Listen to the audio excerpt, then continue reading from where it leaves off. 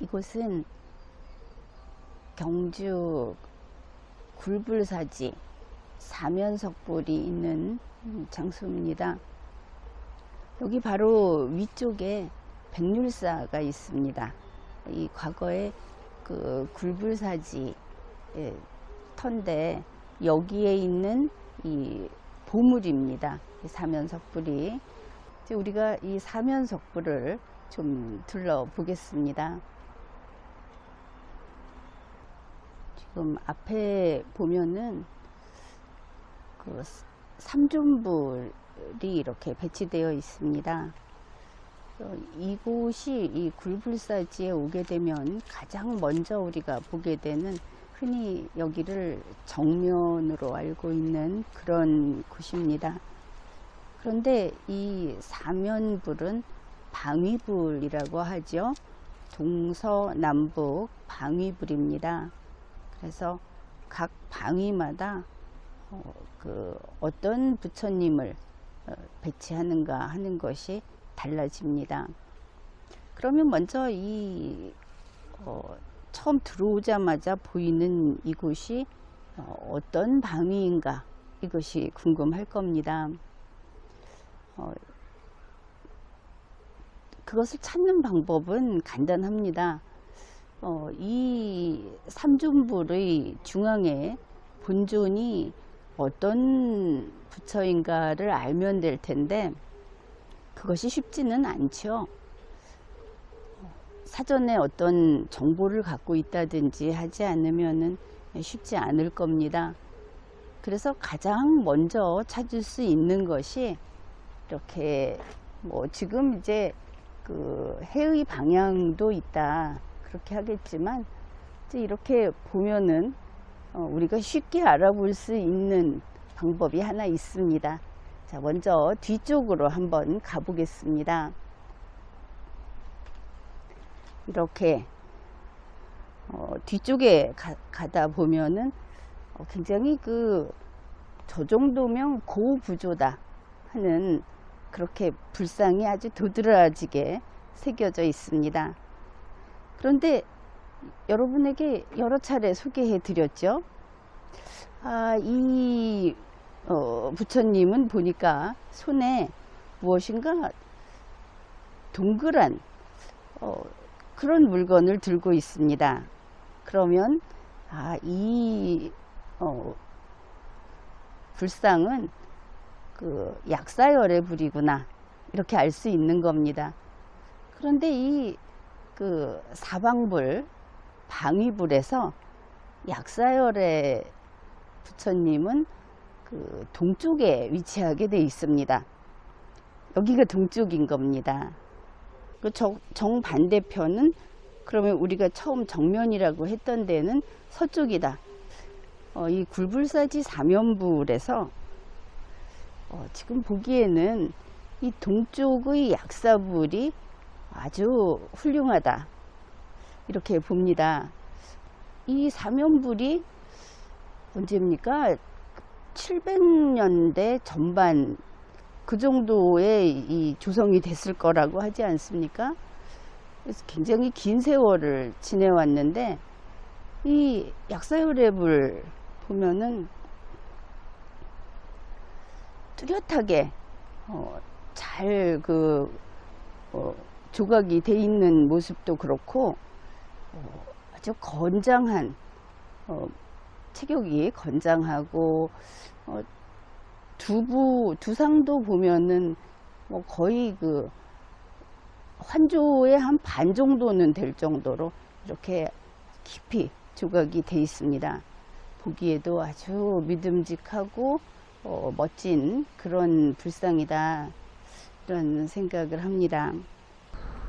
머리 부분은 고부조로 하고, 몸에서 아래로 내려갈수록 선각이 돼서, 그리고 광배가 머리 위에 두광 이 부분이 이렇게 안쪽으로 깊이 파여 있어서, 바위에서 약사열애가 앞으로 몸을 중생을 향해서 몸을 숙인 것 같은 형태를 취하고 있는 것을 알 수 있습니다. 남산 다른 불상을 보더라도 바위 신앙과 습합이 돼서 바위로부터 이렇게 몸을 일으켜서 중생을 굽어보는, 그래서 중생으로서는 이 부처님을 정말 가깝게 느낄 수 있는 이런 조각 그 기법을 활용한 것을 알 수 있습니다. 그 다음에 이제 한 바퀴 쭉 둘러 보겠습니다.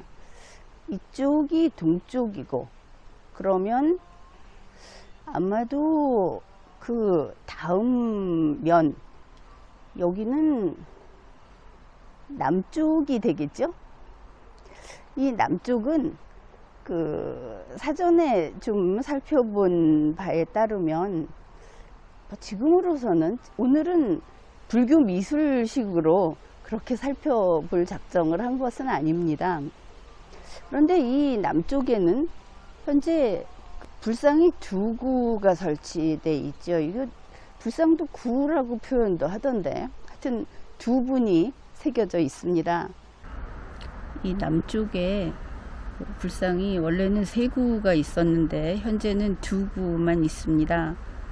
그런데 이 남쪽에 석가 열애불이 있다고 해서 우리가 어떻게 알아볼 수 있을 것인가, 그러고 보니까 우리가 볼 때 오른쪽에 육계가 뚜렷하게 나타나 있고 목에 삼도가 있는 듯한 그 불상이 석가 열애불인 것 같고, 현재 왼쪽에 보이는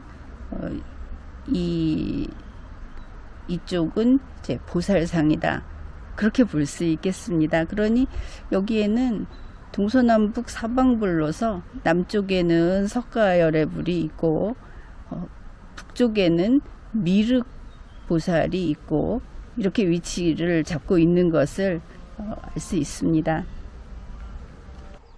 이 남쪽의 불상도 보면은 우리가 볼 때 그 몸의 곡선이라든지 또 이 조각한 형태가 그저 남아있다는 게 신기할 정도인데 제법 알아볼만 하게 되어 있죠.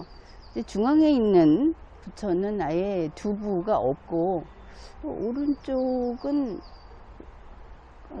나름대로 온전한 그런 모습인 것을 알 수 있습니다. 그 다음에 이제 처음에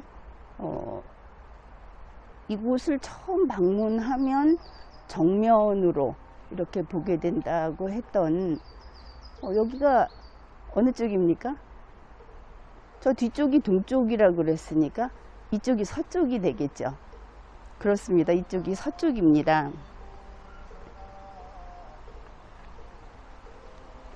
이렇게 서쪽에서 보면은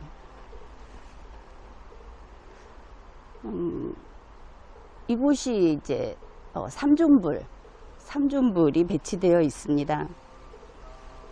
좀 더 보기 쉬운 곳으로 옮겨 보겠습니다.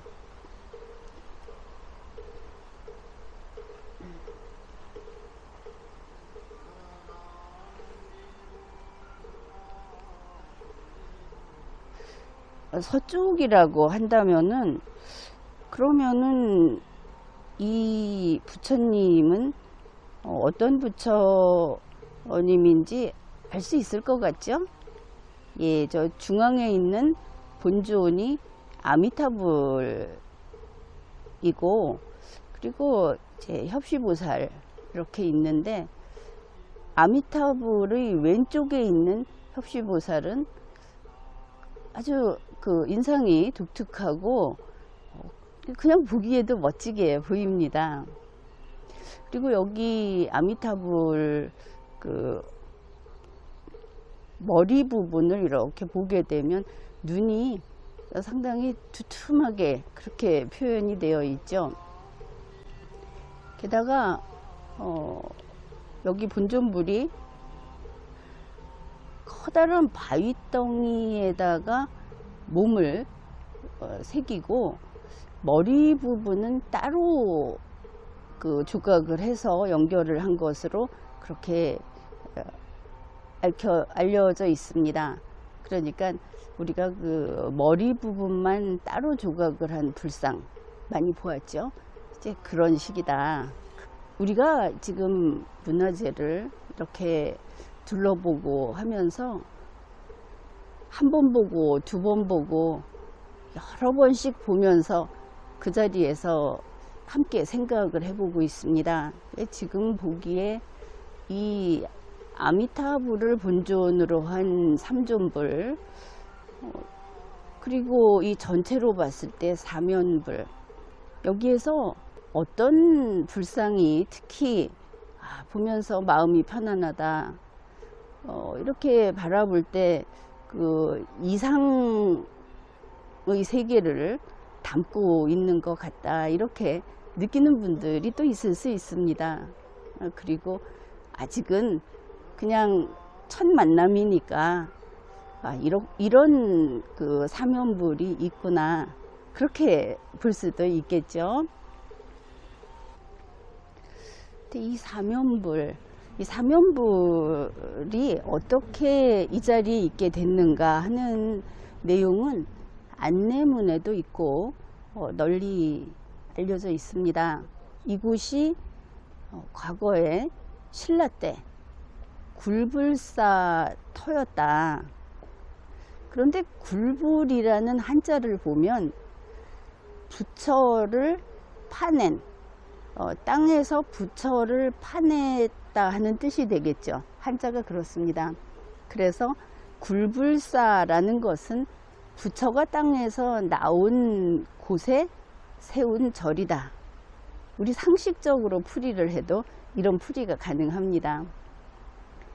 바로 그 옛날에 이곳에 절을 짓게 된 연유, 그리고 이 사면불과의 관계, 이런 것을 이름에서 알 수 있는 것이고, 이 사면불이 어떻게 발견이 됐고 또 과거 어느 시점부터 굴불사를 지었는가 하는 것이 삼국유사에 기록이 되어 있습니다. 최소한 삼국유사를 썼던 그 시점에는 굴불사라는 것이 어떻게 지어졌고 이 사면불을 어떻게 찾아내게 됐는지 하는 것들을 이제 알고 있었다고 보면 되겠죠. 대략 그렇습니다. 신라 경덕왕 때 경덕왕이 이제 저 위에 보면은 저기가 굉장히 그 가파른 길입니다. 절이 올라가면 이제 백률사라는 절이 있고, 우리가 경주 박물관에 가면 그 2차돈 순교비가 있는데 그게 거기 발견됐던 곳이고, 손이 없는 약사열애불, 그 문화재가 또 있던 곳이고, 그곳이 백률사입니다. 백률사 올라가기 전에 큰 길에서 조금 한 100m 남짓 들어와서 있는 곳이 이 굴불사지입니다.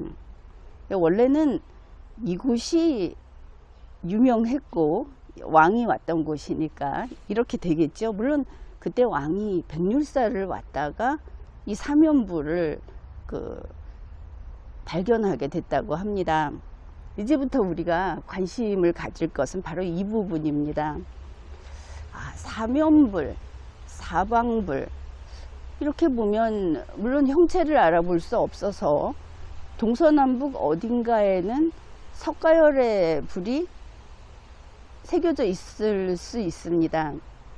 그런데 아주 크게 눈에 띄게 새겨놓은 부처님은 아미타불, 그리고 약사열의 불, 이렇죠.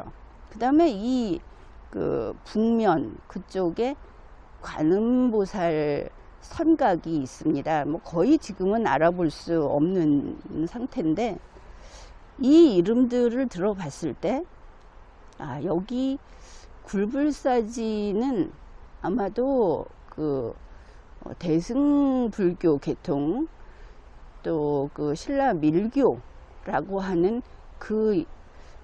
영향을 많이 받은 곳이구나 하는 것을 알 수 있습니다.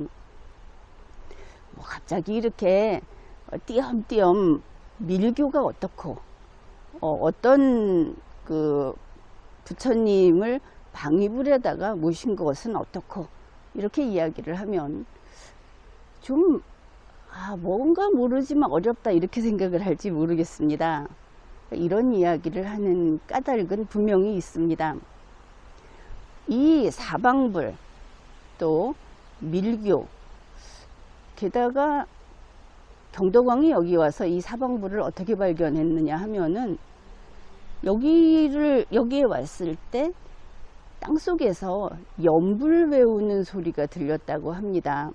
이 연불이라는 것이 우리가 앞으로 좀 많이 생각해 보아야 할 그런 낱말입니다. 연불이라고 하는 것은 신라 통일기 그리고 호국불교 그것과 연관이 있다 이 정도만 이야기를 하겠습니다. 아무튼 땅속에서 연불 소리가 나서 땅을 파보니 이 사방불이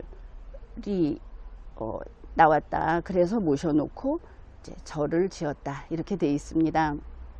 그렇다면 여기에 지금 아미타불이라든지 뭐 이렇게 신라 밀교와 관계 있는 부처님을 배치해 놓고 있다 하는 것은 이곳이 바로 그 호국불교하고 관계가 있구나. 얼마 전에 그 신인종을 소개한 그런 영상을 올렸는데 신인종하고의 그 관련성도 우리가 좀 살펴보면 좋겠다 이렇게 생각을 합니다. 그래서 또 이곳을 찾은 것이기도 하고 방금 이야기한 관음상 정면에 보면 거의 안 보이죠. 저 밑에 그 하단을 보면 뭐 선이 대충 보이고 뭐 이런 식인데 관음상도 바로 그 호국불교 그 신인종이 유행하던 그 무렵에 아주 널리 그 무엇이라고 할까 그 사랑을 받았던 혹은 그 여러 곳에 새겼던 그런 그 보살상인 겁니다. 그 동쪽에 있는 약사열애불의 같은 경우에도 바로 그 통일기의 호국불교 또 신라의 그 밀교 이것과 신라 통일기의 그 이곳의 그 불교 풍조 또 신라 밀교 이런 그 경향과 연관이 많습니다. 우리는 그 오래전에 신라인들이 또 사실은 국가적 차원에서 이렇게 불상을 조성했고 그것이 지금까지 이렇게 남아있고 그런 우리의 그 여건 참 좋은 여건이 될 텐데 여기에서 우리 역사를 찾아보고 우리가 이 땅에서 이 한반도에서 사람이 살기 시작해서 지금까지 그렇게 이어서 우리에까지 이른 거 아니겠습니까? 그 어떻게 연결되어 왔는지 문자로서 기록되어 있지 않은 역사를 이렇게 불상이라든지 이런 불교 유적이라든지 우리의 문화재를 통해서 그것을 좀 찾아보고 어떻게 우리가 일체감을 다시 확인을 하고 그리고 우리 한국 사람들이 하나가 돼서 앞으로 또 더 풍성한 이런 문화를 발전시키고 정신 문화도 더 고양시키고 이렇게 할 것인가 이제 그런 생각을 늘 하게 되는 것이죠. 개인이 간절히 바라는 바가 있어서 기원을 하는 대상으로서 종교적 대상으로서 이렇게 불상을 볼 수도 있고 우리처럼 역사적으로 또 민족사를 찾아가는 길이기도 하고 뭐 이런 차원에서 볼 수도 있는 겁니다. 중요한 것은 1000년이 넘은 대단한 문화재 앞에서 그 1000년이 대단한 게 아니다, 이런 이야기를 오늘은 하고자 합니다. 중요한 것은 우리들 각자, 여러분 한 사람 한 사람, 오늘 이 문화재를 바라보고 있는 우리라는 것입니다. 이곳에서 우리가 이 순간 어떤 생각을 하고 어떤 동질감을 찾고 나아갈 바를 정하고 해서 그것이 내일을 열 수 있는 것이어야 한다. 핵심은 거기에 있는 것이죠. 일단 사면불, 이 방위불이라는 것을 한번 이렇게 둘러보았습니다. 나로서는 그렇습니다. 제 아무리 중요한 것이라 하더라도 지금 보이고 우리가 인식하고 그리고 그것을 씨앗으로 삼아서 더 폭넓은 생각을, 더 깊은 생각을 할 수 있게 되면은 가치 있는 것이고, 우리의 두뇌를 노크하지 않는, 두드려 깨우지 않는, 혹시 그게 보이지 않아서 그렇다고 한다면은 모조리 좀 가치가 덜한 것이다, 이렇게 보고 있습니다. 사면불과의 첫 만남, 이렇게 시작을 했습니다. 우리 앞으로도 또 더 다양한 그런 주제로 이야기를 할 수 있을 거다, 그렇게 기대를 해봅니다. 지금까지 리걸마인드 연구소였습니다.